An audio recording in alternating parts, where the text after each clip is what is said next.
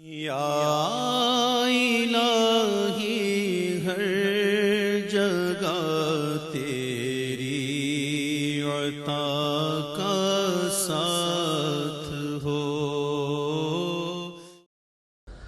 اما بعد فاعوذ باللہ من الشیطان الرجیم، بسم اللہ الرحمن الرحیم۔ الحمد للہ رب العالمین، الرحمن الرحیم، مالک یوم الدین، ایاک نعبد و ایاک نستعین، اہدنا الصراط المستقیم، صراط الذین انعمت علیہم غیر المغضوب علیہم ولا الضالین، آمین۔ رب اشرح لی صدری ویسر لی امری واحلل عقدۃ من لسانی یفقہوا قولی۔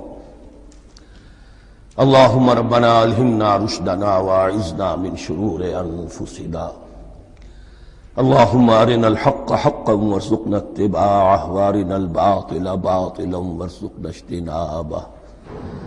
اللہم ربنا یسر لنا امورنا کلہا واتمم لنا بالخیر وتقبل منا فإنک خیر المتقبلین، آمین یا رب العالمین۔ معزز حاضرین اور محترم خواتین، ہم اللہ کے نام سے اس سال کی نماز تراویح کے ساتھ دورہ ترجمہ قرآن کا آغاز کر رہے ہیں۔ اس سے پہلے میں عرض کر چکا ہوں کہ اب میری عمر بھی کافی ہو چکی ہے، قمری حساب سے 68 برس مکمل ہو چکے ہیں، اور مختلف قسم کے عوارض بھی مجھے لاحق ہیں،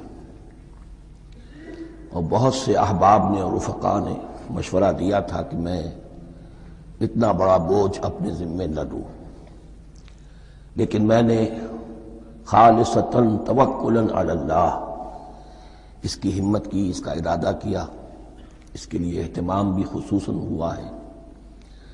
مجھے اندازہ ہے کہ اب میرے خیالات کی جو رو ہے وہ اب اتنی تیز نہیں ہے جتنی کبھی ہوا کرتی تھی۔ کراس ریفرنسز بھی جو ہیں قرآن حکیم کے وہ اتنے مستحضر نہیں ہیں جتنے کبھی ہوتے تھے، بلکہ واقعہ یہ ہے کہ میری زبان بھی بعض اوقات لڑکھڑاتی ہے، اس لیے کہ مجھے جو ادویات استعمال کرنی پڑتی ہیں ان کا اعصاب پر بھی اثر ہوتا ہے، اور جو ہمارے اعضائے رئیسہ ہیں ان پر بھی اثر ہوتا ہے۔ بہرحال ان سب کے علی الرغم اللہ کا نام لے کر آغاز کر رہے ہیں۔ میری انتہائی نگارش یہی ہے، تیرے نام سے ابتدا کر رہا ہوں۔ ابھی میں نے سورہ فاتحہ کی تلاوت کی اور آپ نے سماعت فرمائی۔ یہ سورہ مبارکہ مصحف کے اعتبار سے تو پہلی سورت ہے ہی، سب کو معلوم ہے، لیکن یہ بھی نوٹ کر لیجئے کہ یہ نزول کے اعتبار سے بھی سب سے پہلی مکمل سورت جو حضور پر نازل ہوئی وہ یہی ہے۔ اس سے قبل متفرق آیات نازل ہوئیں، 5 آیتیں سورہ علق کے آغاز میں، کچھ آیتیں سورہ قلم یا سورہ نون کے آغاز میں، کچھ آیتیں سورہ مزمل کی ابتدا کی، کچھ آیتیں سورہ مدثر کے آغاز کی۔ 5ویں وحی تقریباً اس پر اجماع ہے کہ یہ سورۃ الفاتحہ کی ہے، اور یہ مکمل سورت ہے جو حضور پر نازل ہوئی۔ سورۃ الفاتحہ کے معنی ہوئے افتتاحی سورت، فتح یفتح کے معنی ہے کھولنا، مفتاح کنجی کو کہتے ہیں، چابی کو۔ تو یہ اوپننگ سورہ آف دی قرآن، قرآن حکیم کی افتتاحی سورت۔ ویسے جیسا کہ میں تعارف قرآن کے ضمن میں عرض کر چکا ہوں، عربوں کا یہ مزاج تھا کہ جس چیز سے انہیں خصوصی محبت ہوتی تھی اس کے بہت سے نام رکھتے تھے۔ اس کے بھی بہت سے نام ہیں۔ سورۃ الفاتحہ سب سے عام ہے، لیکن الکافیہ، الشافیہ، ام القرآن، اساس القرآن، کم سے کم یہ 4 نام تو میں سمجھتا ہوں کہ ہر مسلمان کو مزید معلوم ہونے چاہیے، اور بھی بہت سے نام ہیں۔ اس سورہ مبارکہ کی بالاتفاق و بالاجماع 7 آیتیں ہیں، اگرچہ ان کی ترتیب میں کچھ اختلاف ہے۔ ایک رائے یہ رائے امام شافعی کی بھی ہے اور بصرہ کے جو قراء تھے ان کی بھی ہے کہ آیت بسم اللہ بھی سورہ فاتحہ میں شامل ہے، اس کا جز ہے، وہ اس کو شامل کر کے پھر 7 آیتیں بناتے ہیں، تو آخری جنہیں ہم 2 آیتیں سمجھتے ہیں، صراط الذین انعمت علیہم غیر المغضوب علیہم ولا الضالین، وہ ان کے نزدیک ایک آیت ہے۔ تو گویا کہ نتیجہ یہ نکلا کہ آیتوں کی تعداد 7 ہی رہتی ہے۔ امام ابو حنیفہ رحمۃ اللہ علیہ کا موقف اور کوفے کے جو قراء تھے ان کا بھی موقف یہ ہے کہ آیت بسم اللہ نہ سورہ فاتحہ کا جز ہے نہ کسی اور سورت کا جز ہے، سوائے ایک مقام پر جہاں حضرت سلیمان علیہ السلام کا خط جو ہے نقل ہوا ہے، جنہوں نے ملکہ سبا کو لکھا تھا انہ من سلیمان و انہ بسم اللہ الرحمن الرحیم، تو قرآن کے متن میں صرف اسی جگہ پر یہ آیت شامل سمجھتے ہیں، باقی یہ صرف علامت کے طور پر کہ یہاں سے ایک نئی سورت شروع ہو رہی ہے درج کی گئی ہے۔ اس سورہ مبارکہ کو الصلاح قرار دیا گیا ایک حدیث میں، اس کا جو اسلوب ہے وہ دعا کا ہے، اور دعا کے ساتھ اس کی جو مناسبت ہے اور پھر اسی کی وجہ سے ہماری نماز کا یہ جزو لا ینفک بنا دیا گیا، بلکہ ایک حدیث جو میں آپ کو سناؤں گا اس میں اسی کو نماز قرار دیا گیا، الصلاح یہی ہے۔ ویسے وہ حدیث مبارک موجود ہے من لم یقرأ بفاتحۃ الکتاب لا صلاۃ لمن لم یقرأ بفاتحۃ الکتاب، جو شخص سورہ فاتحہ کی تلاوت نہیں کرتا اس کی کوئی نماز نہیں۔ اس کے حوالے سے بھی ہمارے ہاں 2 مسلک ہیں، ذکر صرف اس لیے کر رہا ہوں کہ آپ کے علم میں ہو، ان میں کوئی بنیادی فرق نہیں ہے، کسی بھی ایک رائے کا انسان قائل اور حامل ہو سکتا ہے بغیر اس کے کہ دوسرے کو بالکل غلط قرار دے، بلکہ یہ کہ اس کے لیے بھی گنجائش اپنے ذہن میں اور اپنے دل میں رکھے۔ تو ایک رائے یہ ہے کہ یہ میں کیا عرض کر رہا تھا کوئی بھول گیا ہوں،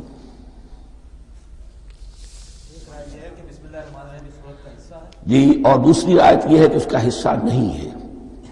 اسی اعتبار سے یہ کہ یہ سورہ مبارکہ نماز میں پڑھی جانی ضروری ہے، لا صلاۃ لمن لم یقرأ بفاتحۃ الکتاب۔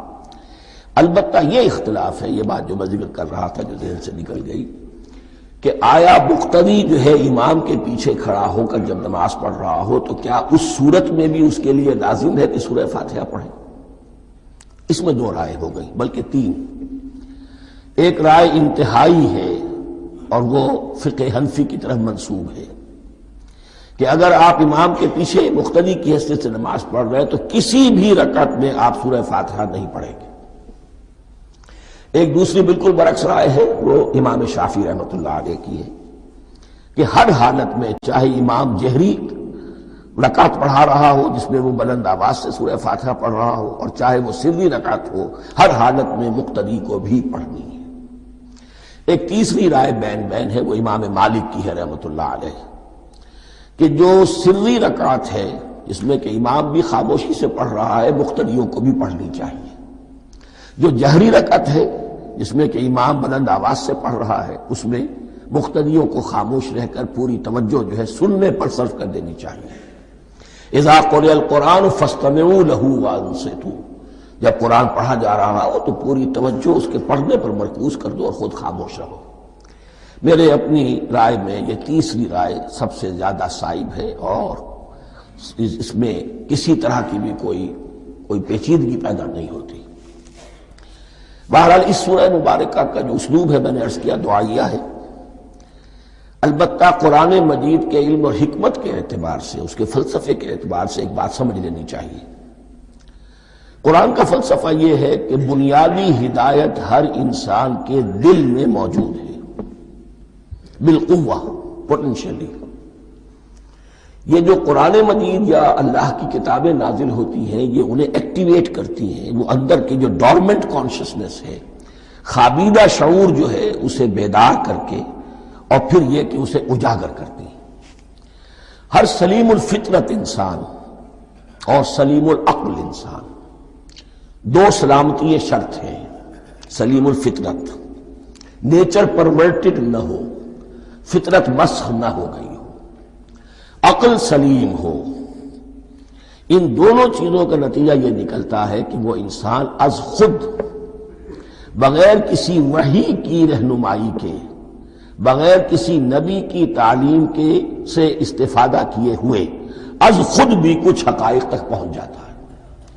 اور وہ حقائق کیا ہے؟ نمبر ایک یہ کہ اس کائنات کا ایک خالق ہے اور وہ ایک ہے، اور وہ تمام صفات کمال سے متصف ہے۔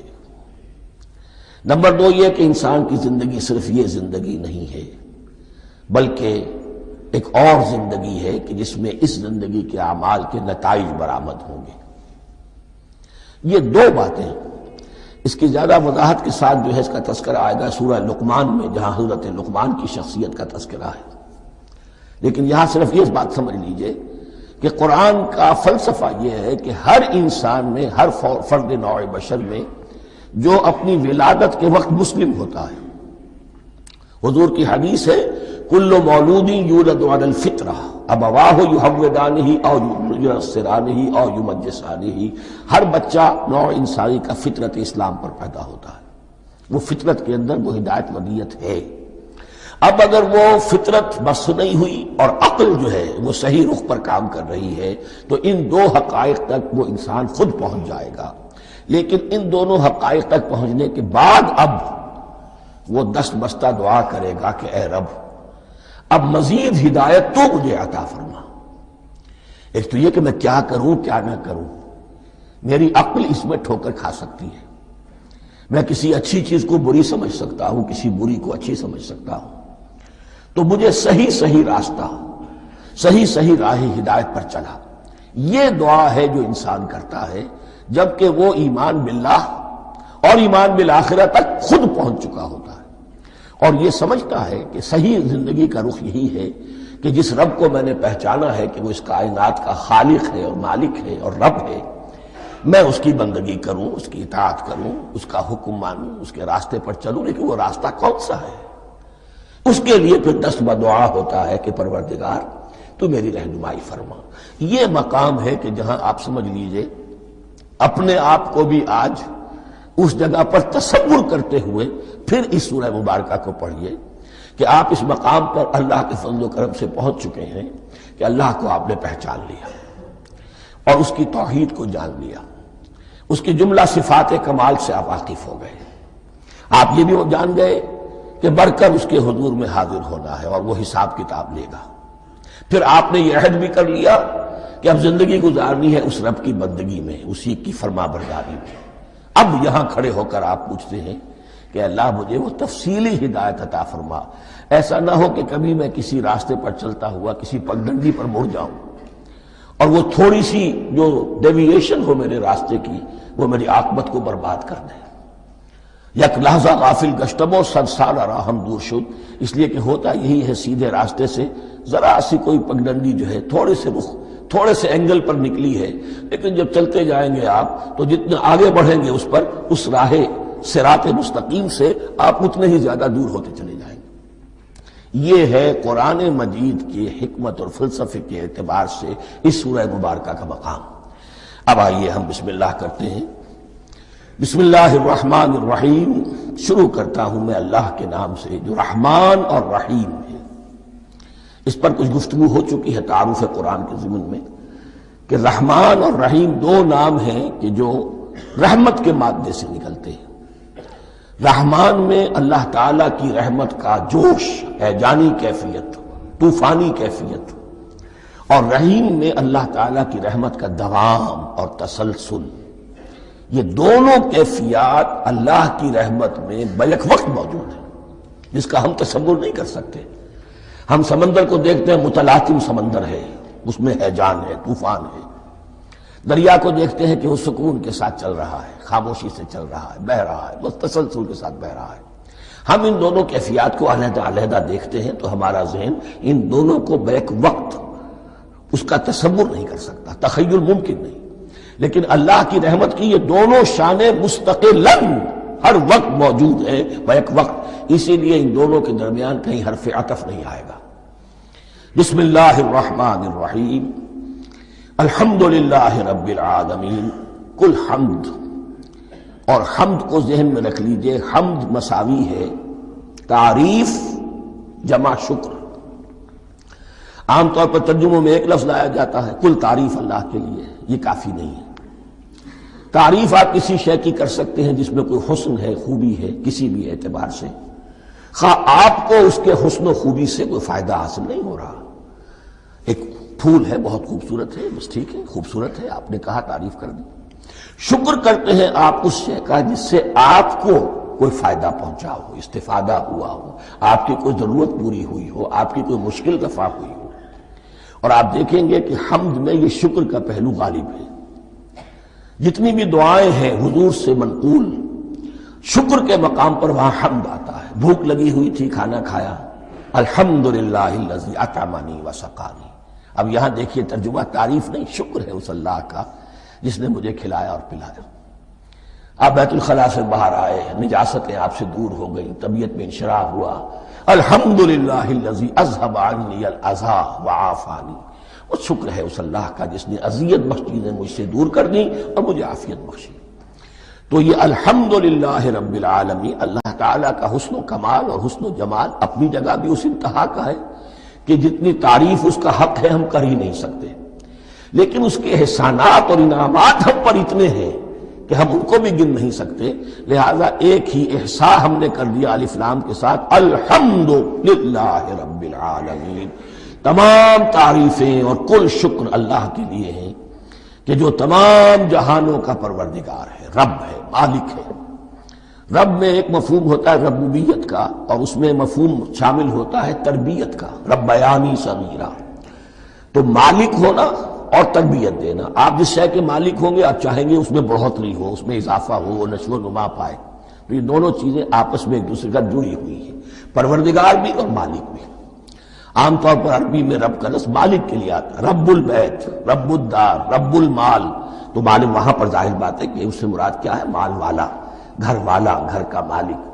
تو کل شکر اور کل تعریف اس اللہ کے لیے ہے جو تمام جہانوں کا مالک بھی ہے اور پروردگار بھی ہے۔ الرحمن الرحیم، رحمان ہے اور رحیم ہے۔ اب دوبارہ اس کی میں وضاحت نہیں کروں گا۔ مالک یوم الدین، یوم دین کا مختار مطلق ہے۔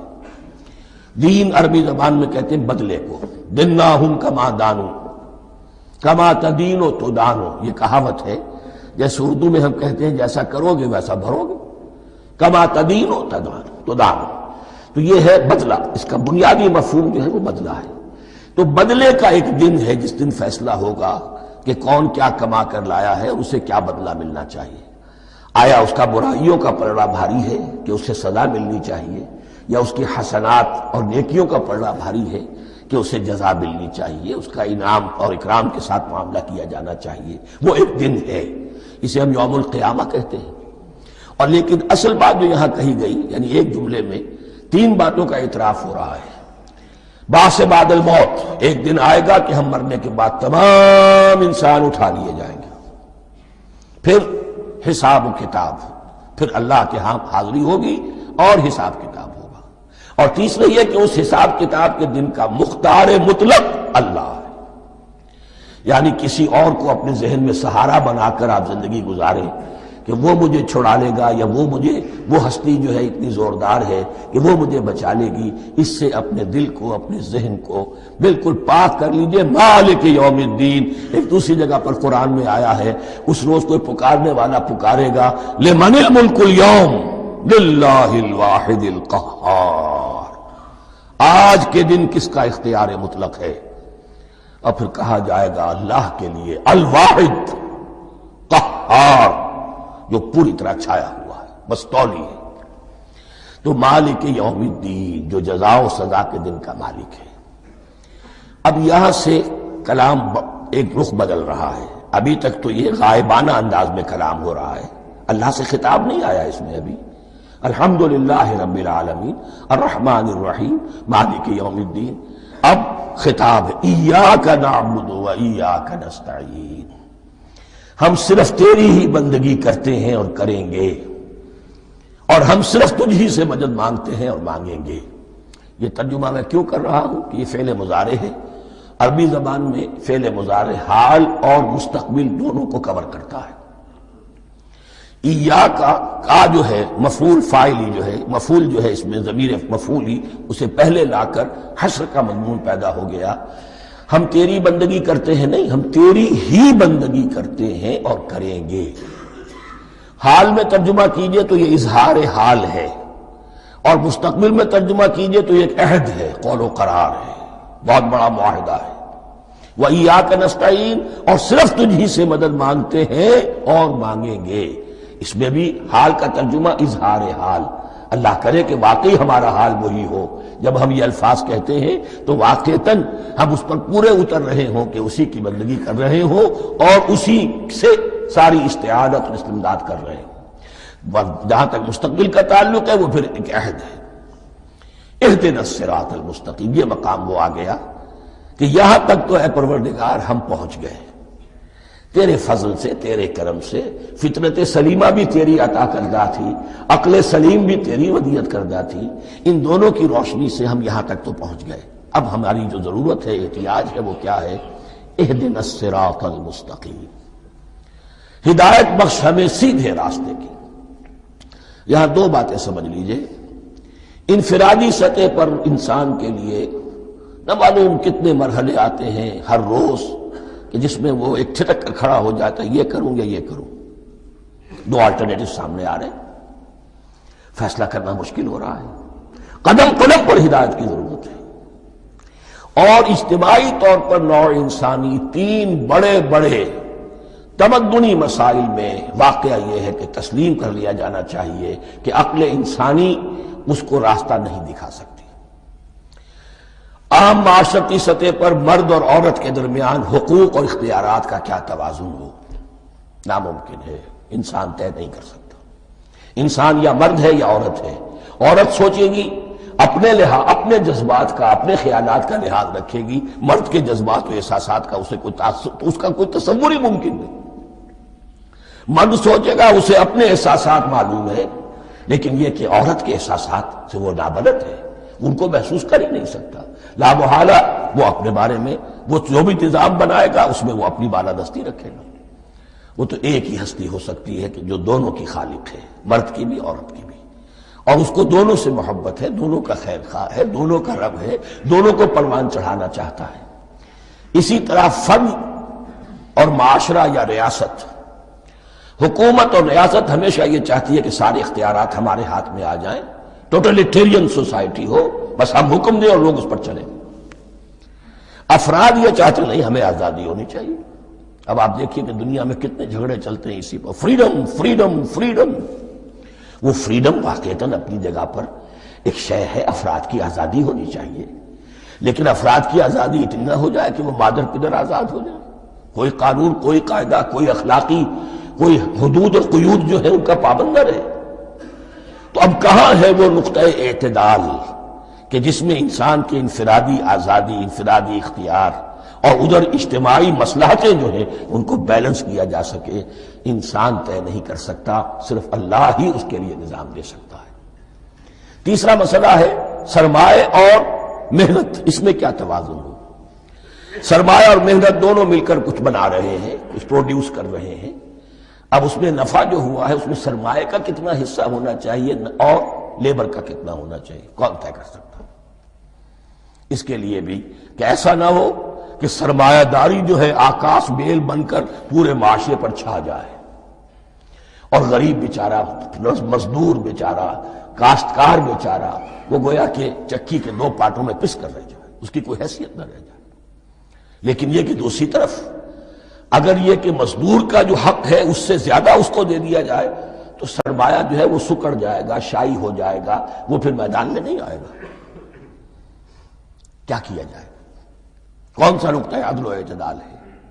یہ تین مسائل ایسے ہیں، اہدنا الصراط المستقیم۔ تو یوں سمجھیے کہ ایک جو بنیادی ہدایت تھی، ایک اللہ کو پہچان لینا، یہ جان لینا کہ کل حسن و جمال اور تمام انعام و اکرام کا منبع اس کی ذات ہے، وہ رحمان ہے اور رحیم ہے، اور یہ جان لینا کہ مرنے کے بعد جی اٹھنا ہے، حساب کتاب ہے، فیصلہ ہوگا جزا و سزا کا، اور مختار مطلق اس دن کا اللہ ہے۔ پھر یہ عہد کر لینا ایاک نعبد و ایاک نستعین، اس کے بعد دعا پروردگار ہمیں ہدایت پر قائم رکھ، ہماری ہدایت میں اضافہ فرما۔ اس ہدایت کے لفظ کو سمجھ لیجئے، بنیادی ہدایت، تفصیلی ہدایت، قدم قدم پر ہدایت، ہدایت پر ہدایت۔ والذین اہتدوا زادہم ھدی، جو لوگ ہدایت کے راستے پر آتے ہیں اللہ ان کی ہدایت میں اضافہ کرتا ہے۔ تو یہ قدم قدم پر ہمیں ہدایت کی ضرورت ہے اور مرحلہ وار ضرورت ہے۔ ہدایت اس کو بھی کہتے ہیں کہ کسی نے آپ سے کوئی پتہ پوچھا، آپ نے کہا ادھر جانا، پھر دوسری گلی میں مڑنا، پھر جانا دو تین لائٹیں چلے جانا، پھر مڑنا، وغیرہ وغیرہ، یہ بھی ہدایت ہے، نظری طور پر آپ نے بتایا ہے۔ ایک ہدایت یہ ہوئی کہ بھائی میں چلتا ہوں آپ کے ساتھ، میں آپ کو وہاں تک پہنچا دوں گا تاکہ آپ کو دقت نہ ہو، آپ نے منزل تک پہنچا دیا۔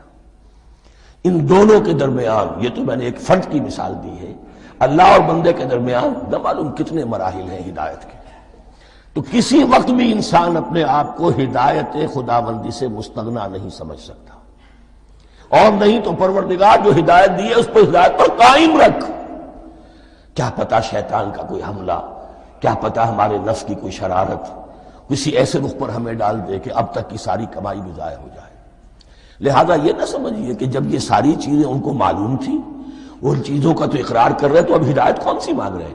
تو ہدایت کا تو بڑا میدان کھلا ہوا ہے، اور اس ہدایت کی وہ جو میں نے آخری شکل آپ کو بتائی ہے کہ منزل مقصود تک پہنچا دے، یہ ہدایت بھی قرآن مجید میں اس معنی میں بھی لفظ آیا ہے کہ اہل جنت جب جنت میں داخل ہوں گے تو جو ترانہ حمد ان کی زبان پر اس وقت ہوگا وہ کیا ہے؟ الحمدللہ الذی ہدانا لہذا وما کنا لنہتدی لولا ان ہدانا اللہ، کل شکر اس اللہ کا جس نے ہمیں یہاں تک پہنچا دیا، ہدایت دی یہاں تک پہنچا دیا، اور ہم ہرگز نہ پہنچ پاتے، ہم ہرگز ہدایت یافتہ نہ ہو سکتے اگر اللہ ہی ہمیں ہدایت نہ دیتا۔ اہدنا الصراط المستقیم، سیدھا راستہ، صراط الذین انعمت علیہم، اب اس کی مزید وضاحت ہے، راستہ اس کا ان لوگوں کا جن پر تیرا انعام ہوا۔ یہ کون لوگ ہیں؟ اس کی وضاحت آپ کو ملے گی سورہ نساء میں، من یطع اللہ والرسول فاولئک مع الذین انعم اللہ علیہم من النبیین والصدیقین والشہداء والصالحین۔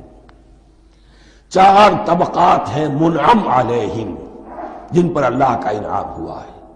چوٹی پر انبیاء کرام، اس کے بعد صدیقین کرام، اس کے بعد شہداء عظام، اس کے بعد عام صالح مسلمان، صالح ہو۔ یہ بیس لائن ہے، اس سے اوپر کا درجہ شہداء کا ہے، اس سے اوپر کا درجہ صدیقین کا ہے، اور پھر اس سے اوپر کا درجہ انبیاء کا ہے۔ انبیاء میں سے پھر وہ بھی ہوتے ہیں کہ جو اولو العزم میں من الرسل ہیں، لیکن یہ چار طبقات ہیں، ان کے راستے پر ہمیں چلا۔ غیر المغضوب علیہم ولا الضالین، جو مغضوب علیہم نہیں ہوئے، جن پر تیرا غضب نہیں ہوا، اور غضب ہوتا ہے ان پر کہ جو ہدایت کے واضح ہونے کے بعد ہدایت کو ترک کر دیں، وہ ہے مغضوب علیہم۔ جنہیں ہدایت مل گئی ہو، ہدایت کو پہچان لیا ہو، پھر اپنی شرارت نفس کی وجہ سے، اپنی نفسانیت کی وجہ سے، اپنے تکبر کی وجہ سے، اپنے حسد کی وجہ سے وہ اس حق کو رد کر دیں، اس کو ترک کر دیں، ان پر اللہ کا غضب آتا ہے۔ اور اس میں اس کی بہت بڑی مثال تاریخ کے اعتبار سے یہودی ہیں۔ اللہ نے انہیں ہدایت دی، کتابیں عطا کی، تورات، انجیل، زبور، سینکڑوں نبی ان میں مبعوث کیے، 1400 برس تک نبوت کا تار ٹوٹا ہی نہیں، مسلسل۔ ابتدا میں بھی 2 نبی، موسیٰ اور ہارون، اور اختتام پر بھی 2 نبی، عیسیٰ اور یحییٰ علیہ السلام، اور ان کے مابین کوئی لمحہ نہیں آیا ہے تاریخ بنی اسرائیل میں جبکہ کوئی نہ کوئی نبی موجود نہ ہو۔ لیکن انہوں نے اپنی شرارت نفس کی وجہ سے ہدایت تورات سے بھی منہ موڑا، اور پھر سب سے بڑی بات یہ کہ ہدایت محمدی سے، ہدایت قرآنی سے بھی صلی اللہ علیہ وسلم منہ موڑا، وہ ہے مغضوب علیہم ولا الضالین، اور نہ ہی گمراہ ہوئے۔ یہ لفظ جو آتا ہے عربی زبان میں گمراہ کا بھی ہے اور تلاش حق میں بھٹکنے والے کا بھی ہے۔ ایک وہ شخص ہے جس پر حق ابھی واضح نہیں ہوا، وہ تلاش میں ہے، اس کے لیے بھی ضال کا لفظ آئے گا۔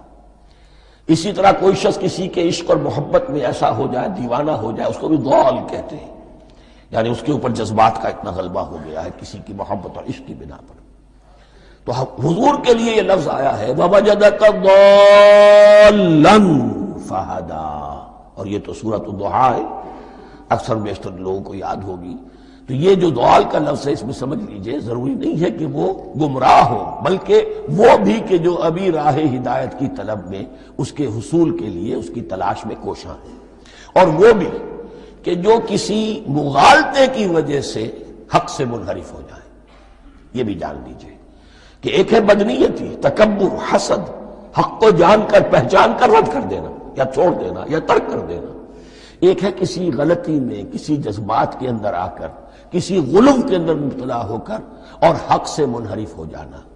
اس کی جو سب سے بڑی مثال ہے وہ نصارہ ہے، عیسائی ہے۔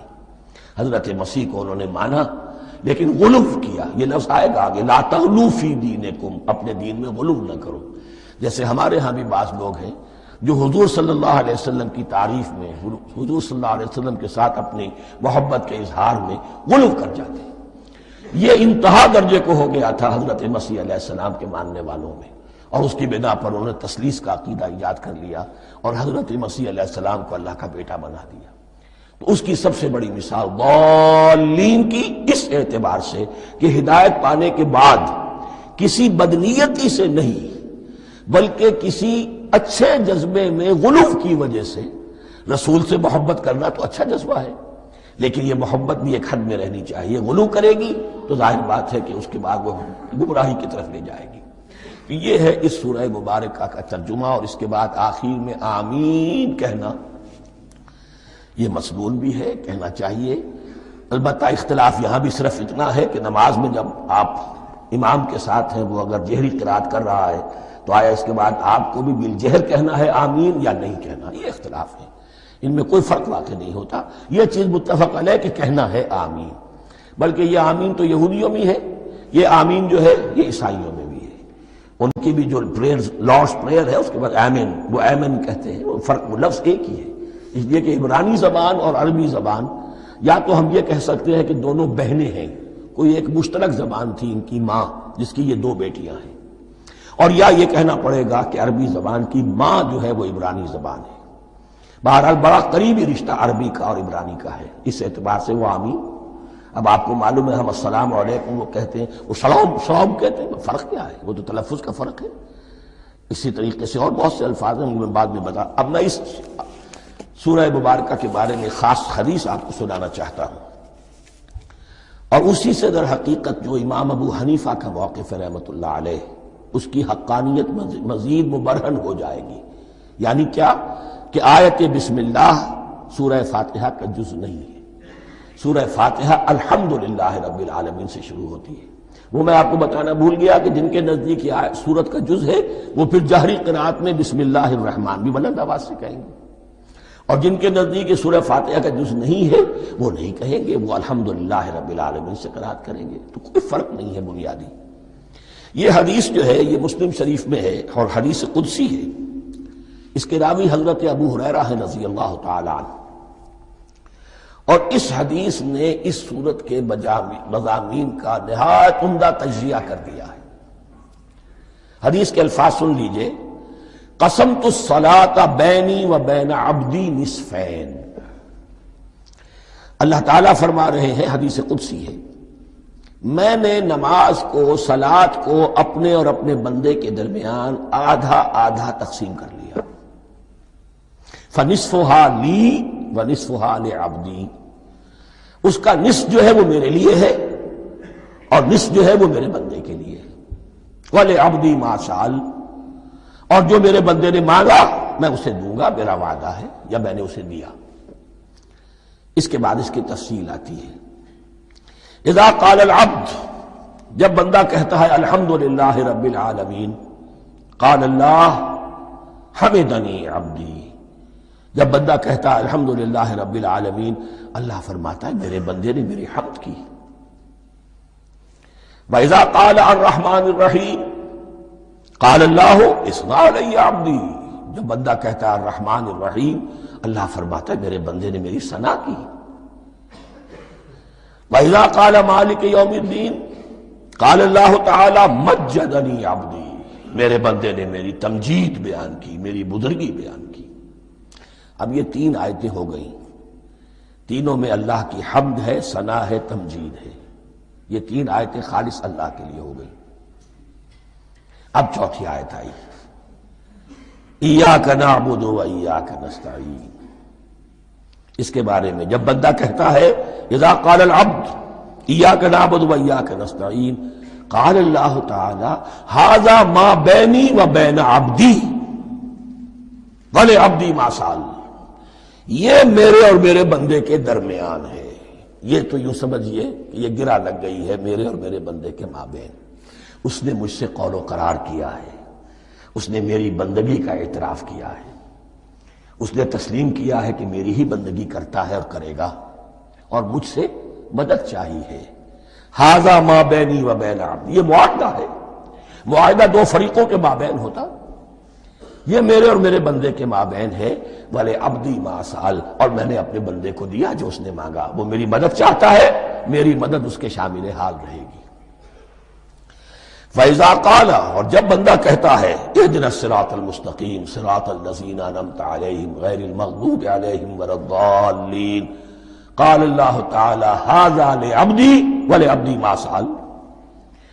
یہ 3 آیتیں یہ میرے بندے کے لیے، اهْدِنَا الصِّرَاطَ الْمُسْتَقِيمَ، اسی صراط مستقیم کی وضاحت ہے مثبت، صراط الذین انعمت علیہم، اسی صراط المستقیم کی وضاحت ہے منفی انداز میں، غیر المغضوب علیہم ولا الضالین۔ یہ سب میرے بندے کے لیے ہے، اور میں نے اپنے بندے کو دیا جو اس نے مانگا۔ اس کو میں نے ایک مرتبہ یہ ترازو کی شکل میں اس کو لکھوایا تھا۔ دیکھیے یہ ایاک نعبد و ایاک نستعین، یہ ہے وہ ترازی کی وہ ڈنڈی۔ واو جو ہے ایاک نعبد و ایاک نستعین، واو جو ہے گویا کہ وہ مٹھ ہے جس سے کہ ترازو کو پکڑا جاتا ہے۔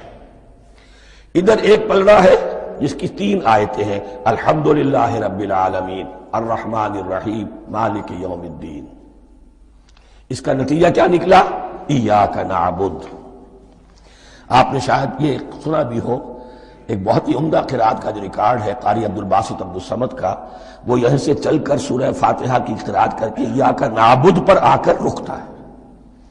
الحمدللہ رب العالمین الرحمن الرحیم مالک یوم الدین ایاک نعبد۔ گویا کہ یہاں یہ صورت بالکل ہاف ہو گئی ہے۔ 3 آیتوں میں اللہ کی حمد ہے، ثنا ہے، تمجید ہے، جس کا نتیجہ ہم تیری ہی بندگی کرتے ہیں، تیری ہی اطاعت کریں گے۔ لیکن اب اس کے بعد سوال ایاک نستعین، اسی کی جو استعانت کیا درکار ہے ہمیں؟ ہدایت۔ ہدایت سب سے بڑی استعانت ہے، ہدایت ہی تو سب سے بڑی مدد ہے۔ اهدنا الصراط المستقیم صراط الذین انعمت علیہم غیر المغضوب علیہم ولا الضالین۔ یہ ایاک نستعین کے حکم کے ساتھ یہ 3 آیتیں آ گئیں، اهدنا الصراط المستقیم صراط الذین انعمت علیہم غیر المغضوب علیہم ولا الضالین۔ قسمت الصلاة بینی و بین عبدی نصفین فنصفها لی ونصفها لعبدی ولعبدی ما سأل۔ اللہ تعالیٰ اس سورہ فاتحہ کا جو اصل مفہوم ہے وہ بھی ہمارے ذہنوں پر، ہمارے شعور کی سطح پر اسے اجاگر کیے رکھے، ہمیں توفیق دے کہ جب بھی پڑھیں، جب بھی سنیں تو وہ کیفیت اگر ہو جائے۔ اس لیے کہ ایک حدیث ہے کہ الصلاۃ معراج المومنین، نماز تو اہل ایمان کے حق میں معراج کے درجے میں ہے۔ اس حوالے سے ہم یہ سمجھ سکتے ہیں کہ کوئی وقت ایسا آ سکتا ہے کہ انسان کو واقعتاً، روح انسانی واقعتاً اللہ کے یہ جواب سنے۔ انہونی بات نہیں ہے، ہوتا ہے خطاب آخر، اٹھتا ہے حجاب آخر، کرتے ہیں خطاب آخر، یہ تو ہوتا ہے۔ مخاطبہ الہی، یہ تو میں نے عرض کیا کہ ثابت ہے، مخاطبہ، محادث اور تحدیث اللہ بندوں سے کلام کرتا ہے۔ یا الہی ہر جگہ تیری عطا